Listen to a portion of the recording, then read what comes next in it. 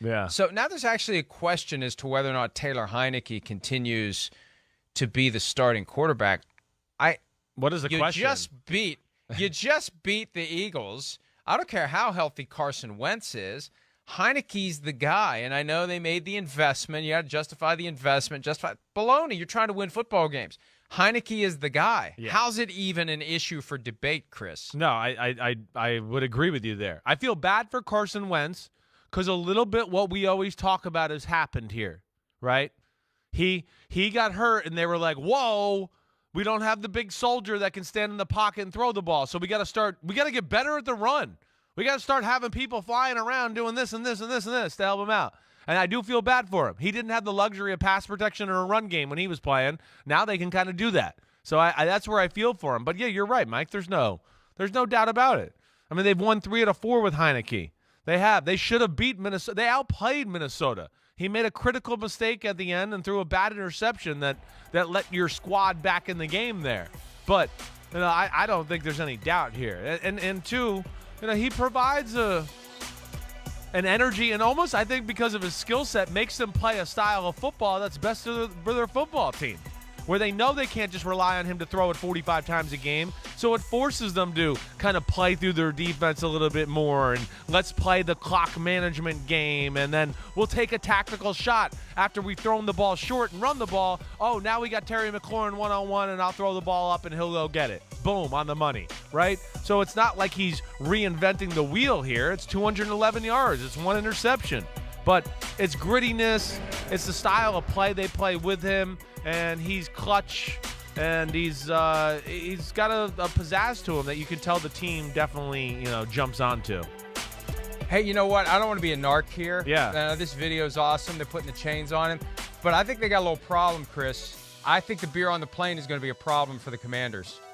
I think that's a no-no. I think that's a major no-no. Is that right? Get these guys drinking, and then they get back to the airport and they're driving home. I thought the rule was no alcohol provided ever, any circumstances. Please enjoy our official beer sponsor. That's not happening. That's not happening. Let's not narc out the players right now. It's not. Well, what do you think? They carried it on? You think they stopped at 7-Eleven on the way to the? Hey, we just had a very serious issue get resolved in Kansas City. Very serious issue with Britt Reed. And there's this vague question, where'd the alcohol come from? Oh, we didn't provide it. That is a bright red flag, and it should be a bright red flag because that rule was changed years ago. That is third rail territory. So it's unavoidable. Well, there it is. I understand. They put it in the video and they put it on social media. And it's something that it's the obligation of the team, not the players. Players, 24-year-old kids are going to be 24-year-old kids.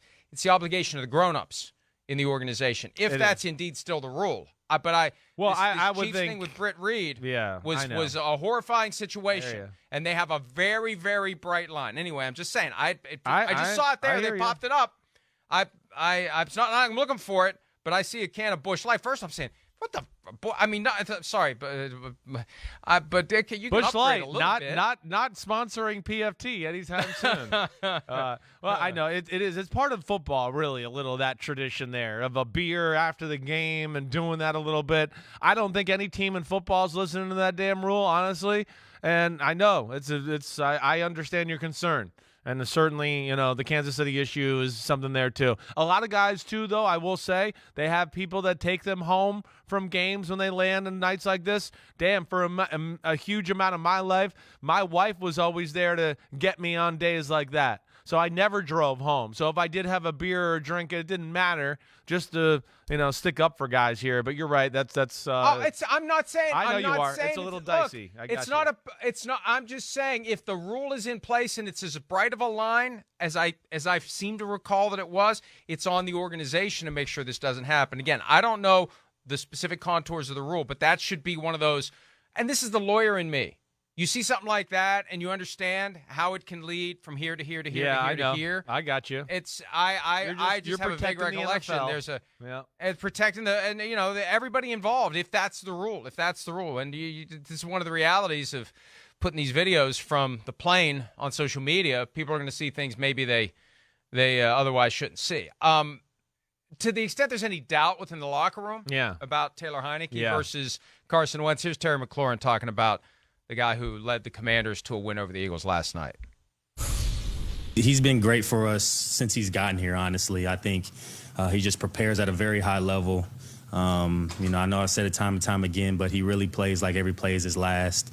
And he plays with no fear, man. Even everything's not pretty, but he's going to continue to give us chances to make plays down the field on the perimeter. He's going to extend plays with his legs and get the tough yards. He's going to get us into the right situations, and you just feel confident with a guy back there like that. And I think I said this again, but a lot of people want to measure his his height, his arm, and all those things, but you can't measure what's inside of his chest. And I think we all realize that, and it's just been great to see him have success and put us in position to win games. And there was an interception that he threw on a ball intended for Terry McLaurin, C.J. Gardner-Johnson. And Troy Aikman did a nice job breaking it down, saying they needed to get Gardner-Johnson to commit to the receiver. Either way, use his eyes more, right. But even he did float it just a little bit. Yeah, I thought he had him open. It's not an easy throw to make, but I thought he floated it just a little bit. I would agree with that, Mike. I mean, this is one of the issues. His arm is not, Mahomes or Josh Allen, that ball would have been more in a line and driven to the, head of Terry McLaurin instead of a, pop-up throw here, basically. Yeah, these are the negatives that, about Taylor Heinicke. He usually has good feel and does those little things to keep a safety in a spot or do that. But, hey, what Terry McLaurin is saying there, it's real. I mean, we see it. We can see it. There is something about him and what he provides to the team. And again, I think it's also the style of play that they play around him when he is playing. And, hey, the one thing he does when he gets in the game, Taylor Heinicke, this is undeniable. And I think why – this guy that we just saw, Terry McLaurin, who's awesome, is talking so highly of him. He looks for Terry McLaurin at all due costs, or by all costs. What the hell am I trying to say there? By all due accounts. Okay, he is looking for Terry McLaurin, and when he's I'm not sure that's it either. I don't think it is either. but since he's been in the back of the lineup, that's one thing you can see on the stat sheet is that McLaurin is. Number one guy I'm looking for on the field at all times, whether it was Green Bay making a few plays in that game, the Colts game at the end of the game to win it and put them down at the 1 yard line to do that. Last week it was pretty good, and of course yesterday was phenomenal as well. So, he's the go-to guy. They got a good connection there in Washington. And before we break, here's the reality. Yeah. 2 years ago, the NFC East was the worst division in the NFL. By far. There was a real discussion about whether or not the automatic home game should be taken away from the team that wins the division because there's a chance, you're just the best of four crap teams. Why should you be playing a home game against the 5 seed if the 5 seed has a substantially better record than you? And I remember trying to devise some way to go back to 3 divisions per conference because then it means more to win the division. It's easy in some situations to be that best of 4 bad teams. Now, all of a sudden, the NFC East is the juggernaut. And, Chris, right now, Washington is a half game behind the 7th seed. Right now. Yeah. They have a chance. We joked about this when they expanded the field 2 both years ago Easts to 14 right now. teams. The AFC we were talking about and NFC. We were talking about the NFC West possibly sending all 4 teams to the playoffs. The NFC East is dangerously close to having all 4 teams on the playoff tree if the season ended today. Of course, I always say if the season ended today, that means something really unexpected happened. If the season ended today, and probably if the season ended today, you wouldn't be playing the playoffs. But I digress.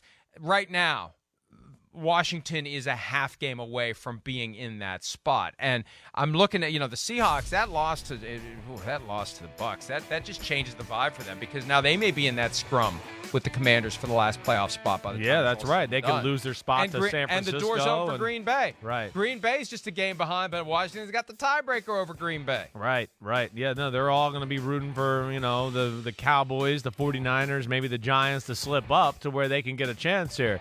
The NFC East, I think, it's really good. You're seeing coaches, I think, manage the game the right way. For most of the NFC East here, too. Defensive line plays pretty good. No, you look at them, all 4 teams can kind of run the football, and then it doesn't hurt when you get to play the AFC South and the NFC North this year. It's 2 of the poorer divisions in football. That's added to the record here. So I think that's another big element of this. 8 games against 2 subpar divisions, right. So that's a big part of it, I think, too. But, yeah, it is amazing. And as we sit here right now, the AFC East has all 4 teams in. So that's unbelievable. I mean, it really is. And, we'll see where this plays out. Maybe this is that year that 4 from one division get in. Hi, I'm Mike Tirico, and thanks for watching. Make sure to hit subscribe for the latest news and highlights from NBC Sports.